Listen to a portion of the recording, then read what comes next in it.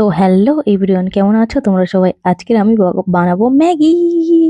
প্রায় 2 মাস হয়ে গেল ফুচকা খাইনি, কারণ আমি যখনই আসি তখন ফুচকা দোকান বন্ধ হয়ে যায়, তাই ভাবলাম ম্যাগি খাই।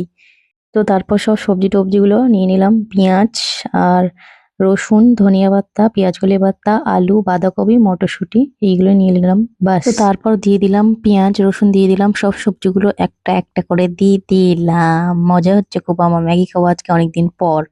এই যে তারপর সবজিগুলো ভাজা ভাজা করে নিলাম, নিয়ে জল দিয়ে তারপর ম্যাগি দিয়ে দিলাম। গাইস দেখো আমার ম্যাগিটা কত টেস্টি হয়েছে। তো খেতেও সেই লেভেলের টেস্টি হবে অবশ্যই। অন্য সময় ম্যাগি বানাই এত ভালো হয় না, আজকে কি করে এত ভালো ম্যাগি হয়ে গেল কি জানে।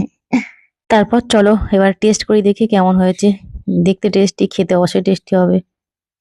ম্যাগিটা খেতে ভালোই টেস্টি হয়েছিল। তো আমার ভিডিওটা ভালো লাগলে কমেন্টে জানিও তোমরা সবাই। চলো এই অবধি, টাটা বাই, গুড নাইট।